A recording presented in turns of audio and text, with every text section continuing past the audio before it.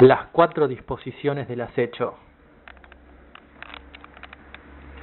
Don Juan me indicó que me sentara allí, en ese antiguo puesto de vigilancia, y que utilizara la tensión de la tierra para mover mi punto de encaje y recordar otros estados de conciencia acrecentada en los cuales él me había enseñado a acechar. En los últimos días te he mencionado muchas veces las 4 disposiciones del acecho, continuó.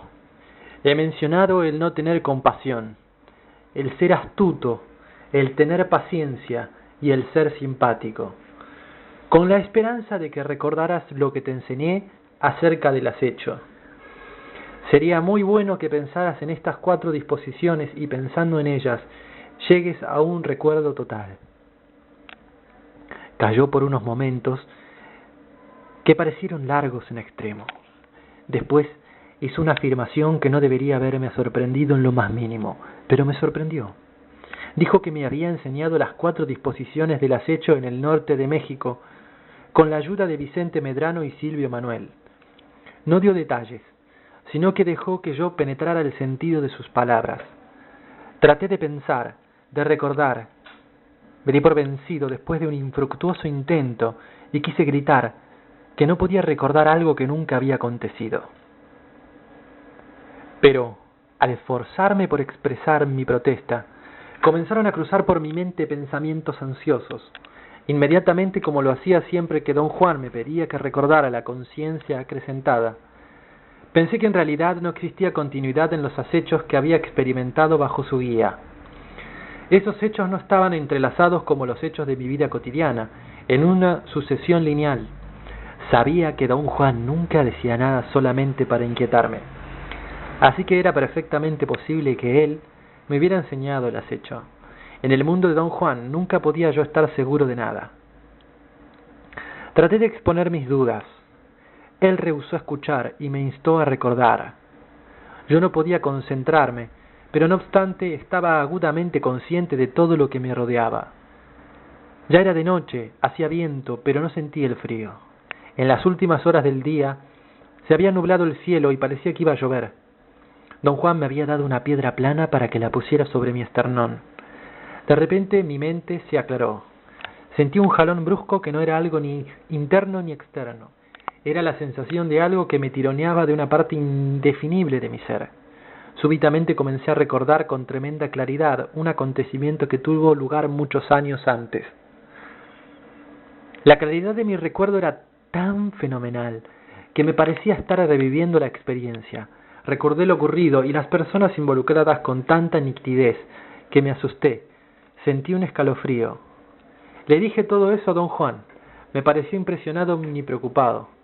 Me aconsejó no dejarme llevar por el miedo. Después guardó silencio, ni siquiera me miró. Me sentí aturdido. La sensación de aturdimiento pasó con lentitud. Luego le repetí a don Juan las mismas cosas que siempre le había dicho cuando recordaba un hecho que no tenía existencia lineal. ¿Cómo puede ser esto posible, don Juan? ¿Cómo puede haber olvidado todo esto? Y él reafirmó lo de siempre. Este tipo de recuerdo o de olvido no tiene nada que ver con la memoria normal, me aseguró. Se trata del intento, del movimiento del punto de encaje. Afirmó que si bien yo poseía un conocimiento total de lo que era el intento y el mover el punto del encaje, aún no dominaba ese conocimiento. Dijo que para un nahual, realmente saber lo que es todo eso, significa que puede explicar ese conocimiento en cualquier momento o usarlo en cualquier forma que fuera conveniente. Un nahual está obligado por la fuerza de su posición a dominar su conocimiento. ¿Qué es lo que te acuerdas?, preguntó. La primera vez que usted me habló acerca de las 4 disposiciones del acecho, respondí. Cierto proceso, inexplicable en términos de mi conciencia cotidiana, había liberado en mi mente la memoria de un acontecimiento que un minuto antes no existía. Justo cuando salía de la casa de don Juan en Sonora, él me pidió encontrarlo a la semana siguiente, alrededor de mediodía, al otro lado de la frontera con los Estados Unidos en Nogales, Arizona, en la estación de autobuses Greyhound. Llegué casi como 1 hora de anticipación. Él estaba ya allí, parado en la puerta. Lo saludé. No me contestó. pero me empujó con rapidez hacia un lado y me dijo en voz baja que debería sacar las manos de mis bolsillos. Yo estaba pasmado. No me dio tiempo a responder. Dijo que traía la bragueta abierta y que era vergonzosamente evidente que estaba excitado sexualmente. La velocidad con la que me cubrí fue fenomenal. Para cuando me di cuenta de que había sido una vulgar broma, ya estábamos caminando calle arriba. Don Juan reía, dándome fuertes palmadas en la espalda, como si estuviera celebrando la broma. De pronto me encontré en un estado de conciencia acrecentada. Entramos rápidamente en un café y nos sentamos. Mi mente estaba tan clara que me esforzaba a fijarme en todo. Yo sentía que era capaz de ver la esencia de las cosas. No malgastes tu energía, me ordenó don Juan en un tono de voz muy severo. Te traje aquí para saber si puedes comer cuando tu punto de encaje se ha movido. No trates de hacer más que eso. Ese momento un hombre tomó una mesa, frente a mí, se sentó y toda mi atención quedó fija en él. Mueve los ojos en círculos, me ordenó don Juan. No mires a ese hombre. Me resultaba imposible dejarlo de mirar. Incluso la exigencia de don Juan me irritó. ¿Qué ves?, le oí preguntar. Yo estaba viendo un capullo luminoso, hecho de alas transparentes plegadas sobre el capullo mismo. Las alas se desplegaban, revoloteaban por un instante, se desprendían, caían y eran reemplazadas por nuevas alas, las cuales repetían el mismo proceso. Don Juan, con fuerza y brusquedad, volteó la silla donde yo estaba sentado, hasta que quedé mirando la pared. «Qué manera de desperdiciar tu energía», dijo con un profundo suspiro. «Después de que le escribí lo que había visto, casi la has agotado. Contrólate, agárrate con las uñas. Un guerrero necesita ser frugal. ¿A quién demonios le interesa ver alas en un capullo luminoso?» Dije que la conciencia acrecentada era como un trampolín. Desde aquí, uno podía saltar al infinito. Reiteró una y otra vez que cuando el punto de encaje se mueve o bien se ubica otra vez en una posición muy cercana a la habitual o continúa moviéndose hasta el infinito. La gente no tiene idea del extraño poder que llevamos dentro de nosotros, continuó. Por ejemplo, en este momento tú tienes los medios para llegar al infinito. Si continúas portándote como un idiota, es posible que logres empujar tu punto de encaje hasta cierto límite, más allá del cual no hay regreso. Entendí el peligro del cual me estaba hablando, o más bien tuve la sensación física de estar parado al borde de un abismo y que si me inclinaba hacia adelante iba a caer en él. Tu punto de encaje se movió a la conciencia acrecentada, continuó, porque te presté mi energía. No dijo nada más, y comimos en silencio una comida muy simple. Don Juan no me permitió beber té o café. Mientras uses mi energía, dijo, no estás en tu propio tiempo, estás en el mío. Yo bebo agua.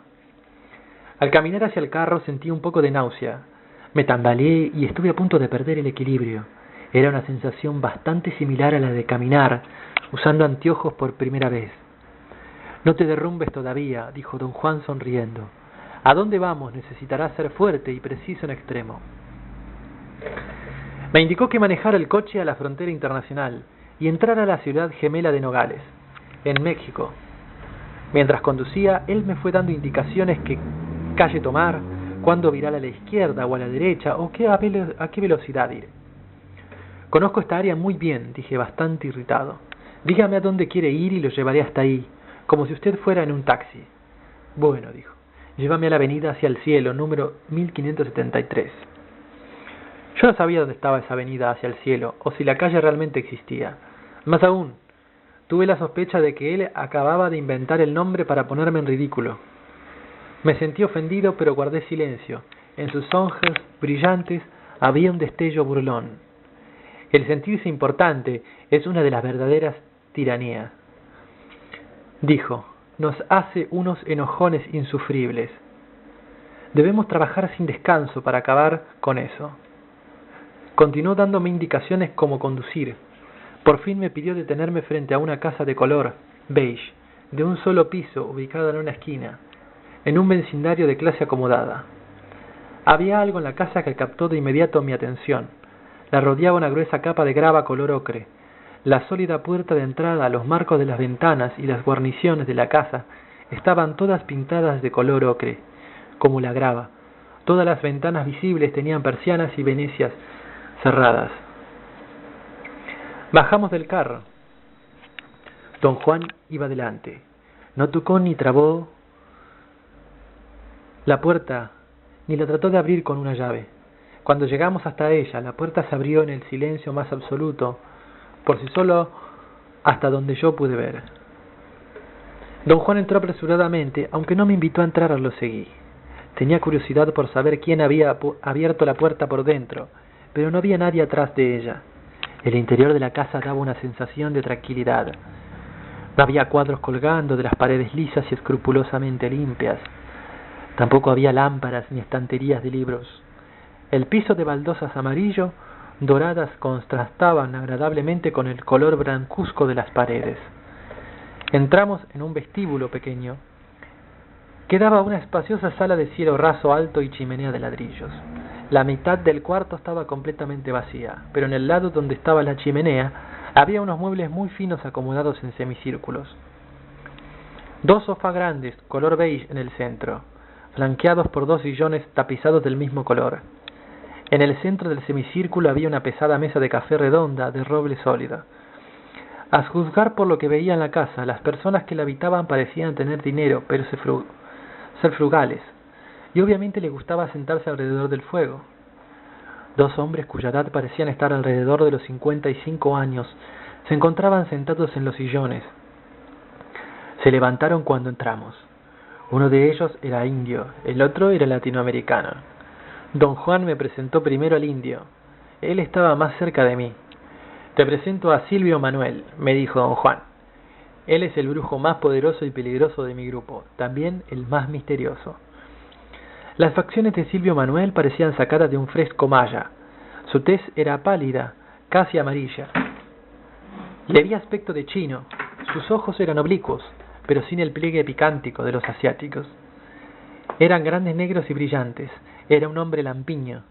Su cabello negro azabache mostraba unas cuantas hebras grises.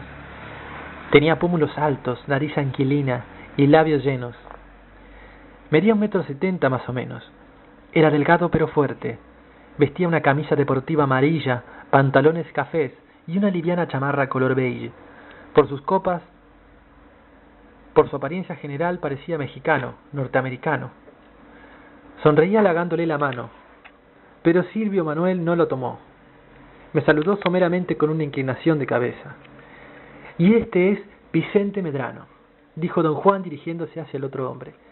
«Él es el más sabio y el más viejo de mis compañeros, no en edad, sino porque fue el primer discípulo de mi benefactor».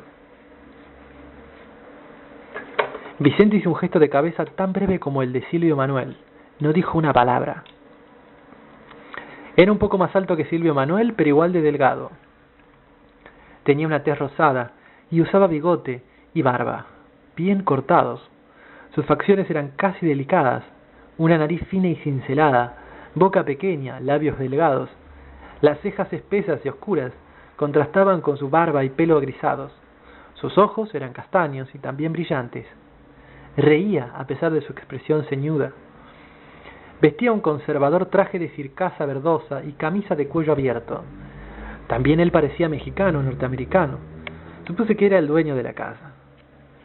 En contraste, don Juan parecía un peón indio. Su sombrero de paja, sus zapatos gastados, sus viejos pantalones color caqui y su camisa a cuadros eran vestimentas que usan los jardineros o los criados típicos. La impresión que tuve al verlos a los 3 juntos fue que don Juan estaba disfrazado.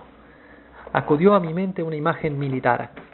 Don Juan era el oficial al mando de una operación militar clandestina, un oficial de alto rango que, pese a sus esfuerzos, no podía ocultar sus años de mando. También tuve la sensación de que todos tenían más o menos la misma edad, pero don Juan parecía mucho más viejo, aun cuando daba la impresión de ser infinitamente más fuerte.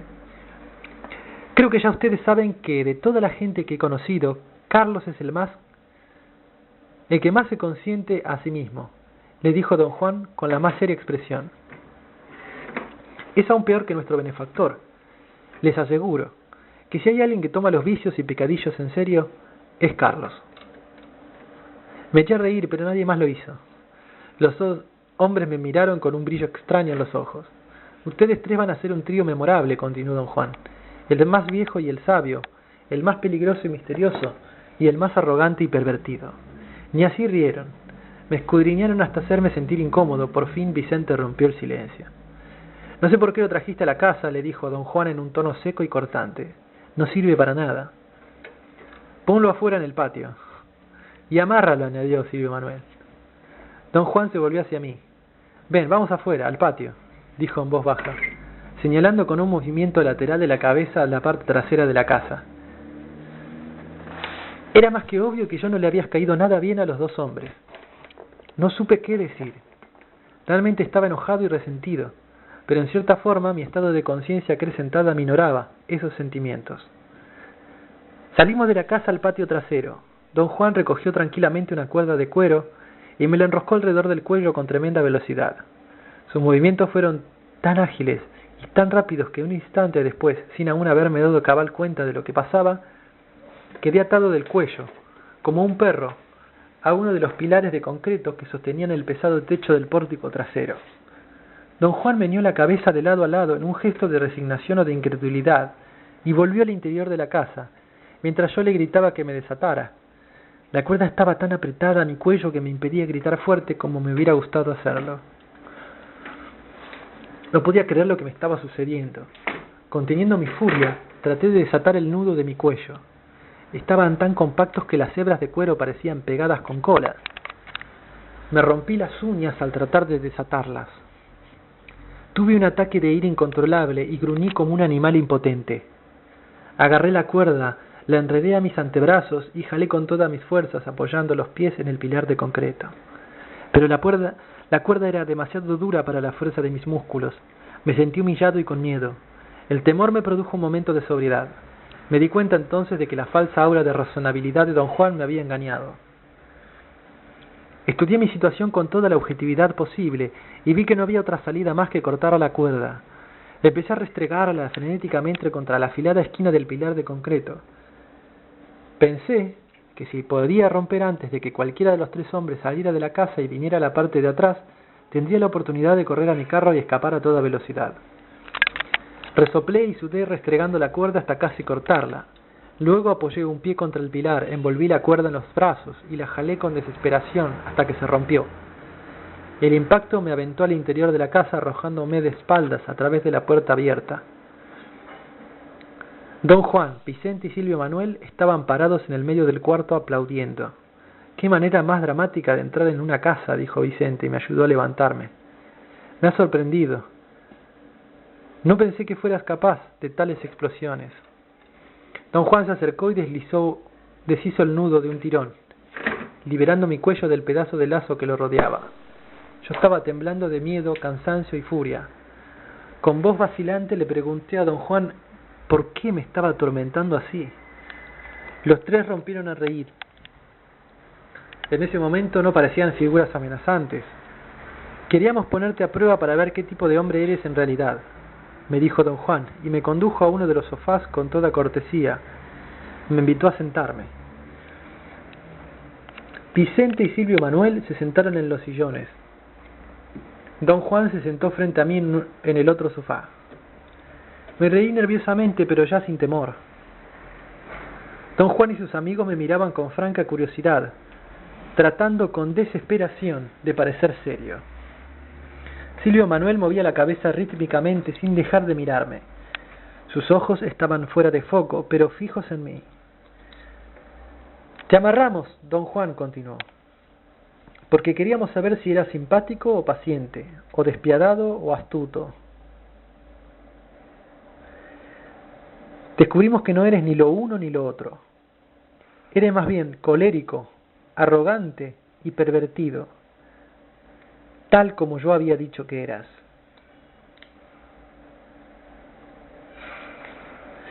Si no te hubieras entregado a tu violencia, por ejemplo, hubieras notado que el formidable nudo de la cuerda que tenías alrededor del cuello es falso. Se deshace con un simple tirón. Vicente diseñó ese nudo como truco para engañar a sus amigos. Rompiste la cuerda, no tienes nada de simpático, dijo Silvio Manuel. Guardaron silencio por un momento, luego se echaron a reír. No eres astuto, continuó don Juan. De lo contrario habrías abierto con facilidad el nudo y huido con una valiosa soga de cuero. Tampoco eres paciente. De serlo, habrías gemido y llorado hasta darte cuenta de que había un par de tijeras colgadas en la pared. Hubieras cortado la cuerda con ellas en 2 segundos y te hubieras ahorrado tanto esfuerzo y tanta angustia. Por lo que hemos visto de ti, no se te puede enseñar a ser violento ni obtuso. Ya lo eres, pero puedes aprender a ser despiadado, astuto, paciente y simpático. Don Juan me explicó que ser despiadado, astuto, paciente y simpático es la quinta esencia del acecho. Son los 4 fundamentos básicos que con todas sus ramificaciones son inculcados a los brujos de un modo muy meticuloso y cauto. En realidad se estaba dirigiendo a mí, pero hablaba mirando a Vicente y a Silvio Manuel, quienes lo escuchaban con la mayor atención, de vez en cuando asentían con la cabeza, concordando con él. Afirmó repetidas veces que la enseñanza del acecho es una de las cosas más difíciles de llevar a cabo en el mundo de la brujería. Insistió en que me estaban enseñando a acechar, y que hiciera lo que hiciese, aun cuando pudiera yo creer lo contrario, era la impecabilidad la que dictaba sus actos. Estate tranquilo, sabemos lo que hacemos. Nuestro benefactor, el Nahual Julián, se encargó de que así fuera, dijo don Juan, y los 3 prorrumpieron en carcajadas tan estruendosas que me sentí molesto. No sabía qué pensar.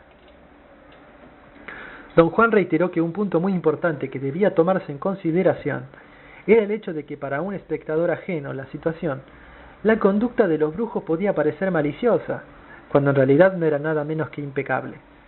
¿Cómo puede uno entablar la diferencia, especialmente si uno es el que recibe? Pregunté. Los actos maliciosos son llevados a cabo por aquellos que buscan el provecho propio, dijo. Los brujos, por otra parte, actúan con un propósito ulterior que no tiene nada que ver con el provecho personal.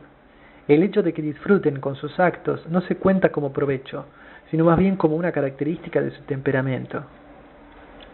El hombre común y corriente actúa solo si hay alguna oportunidad de beneficiarse. Los guerreros, por otro lado, actúan no por el beneficio propio, sino por el espíritu. Pensé acerca de eso. El actuar sin pensar en el provecho personal era en verdad un concepto extraño para mí. Se me había criado para invertir, para esperar algún tipo de recompensa por cuanto hiciera. Don Juan debió tomar mi silencio como signo de escepticismo. Rió y miró a sus compañeros. Si nosotros 4 nos tomamos como ejemplo, prosiguió, yo diría que tú crees que estás invirtiendo en esta situación y que a fin de cuentas saldrás beneficiado con ella. Por ello, si te enojas con nosotros o si te desilusionamos, puedes recurrir a actos maliciosos para desquitarte. Nosotros, por el contrario, no pensamos en el provecho personal. Como nuestros actos son guiados por la impecabilidad, no podemos enojarnos contigo o desilusionarnos de ti. Don Juan me sonrió y dijo que tenía la certeza de que yo estaba enojadísimo con él, por todo lo que me había hecho ese día, pero que quería explicarme la razón de sus acciones. E indicó que desde el momento en que nos encontramos en la estación de autobuses, sus actos conmigo, aunque no pareciera, habían sido dictados por la impecabilidad. Explicó que, por ejemplo, me había dicho que llevaba la bragueta abierta porque necesitaba ponerme en una situación bochornosa, para así, desprevenidamente, ayudarme a entrar en la conciencia acrecentada. Fue una manera de sacudirte, dijo esbozando una sonrisa. Como somos indios brutos, nuestras sacudidas son primitivas y vulgares. Cuanto más sofisticado es un guerrero, más finas y elaboradas son las sacudidas. Sin embargo, a nosotros nuestra vulgaridad nos hace reír mucho. Hoy día por poco nos mata de risa cuando nos hizo amarrarte al pescuezo como un perro. Los 3 sonrieron y luego rieron calladamente como si hubiera alguien más dentro de la casa, alguien a quien no querían perturbar. En voz muy baja, don Juan dijo que gracias a que yo estaba en un profundo estado de conciencia acrecentada, Podía entender con mucha facilidad lo que él iba a decirme acerca de las dos maestrías, el acecho y el intento. Las llamó el orgullo o lo mejor del pensamiento y el interés de los brujos de hoy en día o de los brujos de otras épocas. Aseveró que en la brujería el acecho es el principio de todo. Primeramente los brujos deben aprender a acechar, después deben aprender a intentar, y solo entonces pueden mover su punto de encaje a voluntad. Sin saber cómo, yo comprendía exactamente lo que me estaba diciendo. También comprendí sin saber cómo lo que el movimiento del punto de encaje puede lograr, pero no tenía las palabras para explicar lo que sabía.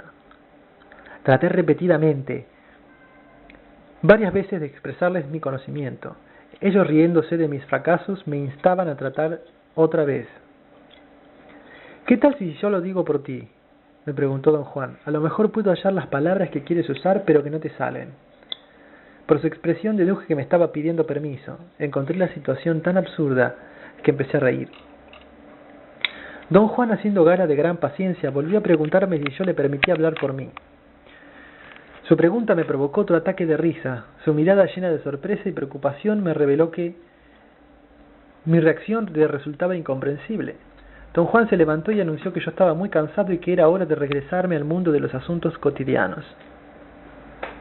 Dijo que los brujos poseen una regla práctica. Cuanto más profundo es el movimiento del punto de encaje, mayor es la sensación de que uno sabe todo, así como la sensación de no poder encontrar palabras para explicarlo. Añadió que hasta el mundo cotidiano sucede de algunas maneras. De algunas veces, el punto de encaje de una persona normal se mueve de por sí mismo, causando que esa persona se torne evasiva, se confunda o se le enrede la lengua. Espérese un momento, supliqué. Estoy bien, solo que encuentro chistoso que me pida usted permiso para proseguir. Tengo que pedirte permiso, dijo don Juan, porque las palabras tienen un tremendo poder e importancia y son la propiedad mágica de quien las piensa. Y tú eres el único que puedes dejar salir las palabras que tienes embotelladas dentro de ti para que yo las diga. Creo que cometí un error al suponer que entiendes más de lo que en realidad entiendes. Vicente intercedió sugiriendo que me echara un rato más. Don Juan no estuvo de acuerdo. El primerísimo principio del acecho es que un guerrero se acecha a sí mismo, dijo mirándome a la cara. Se acecha a sí mismo sin tener compasión, con astucia, paciencia y simpáticamente. Se me hizo chistoso y quise reír, pero no me dio tiempo. En pocas palabras, definió el acecho como el arte de usar la conducta de un modo original, con propósitos específicos. Dijo que la conducta normal en el mundo cotidiano es rutinaria. Cualquier conducta que rompe con la rutina causa un efecto desacostumbrado en nuestro ser total.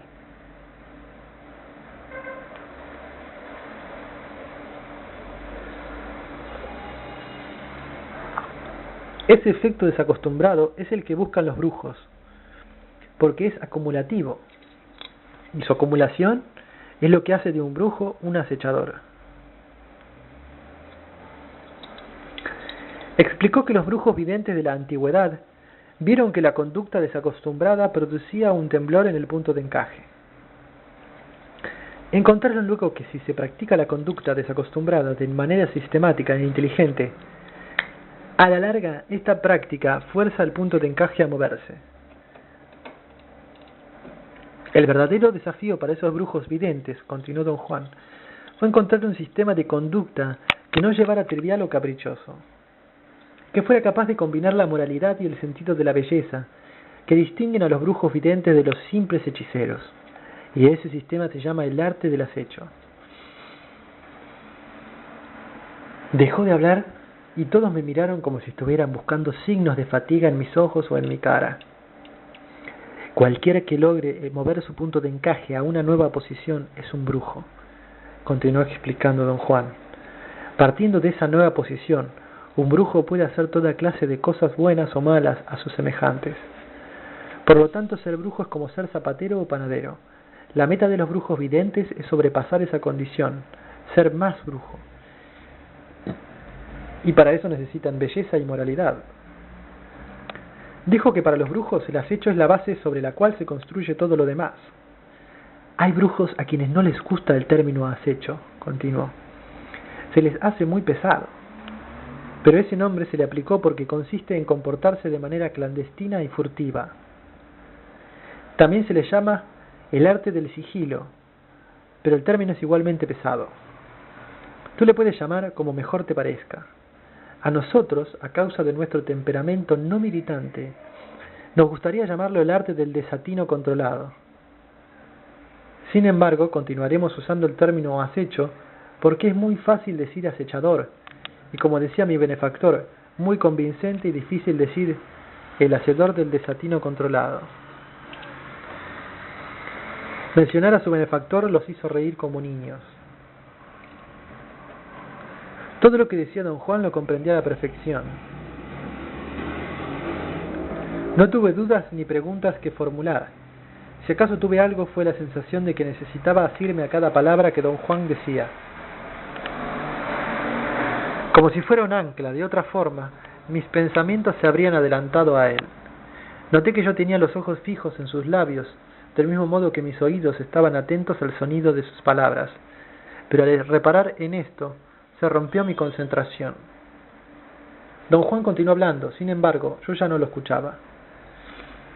Pensaba en las inconcebibles posibilidades de vivir en forma permanente en la conciencia acrecentada. Me pregunté qué valor tendría ese estado para nuestra supervivencia biológica. ¿Nos volvería acaso más inteligentes o más sensitivos que el hombre común y corriente? Don Juan dejó de hablar de pronto y me preguntó en qué pensaba.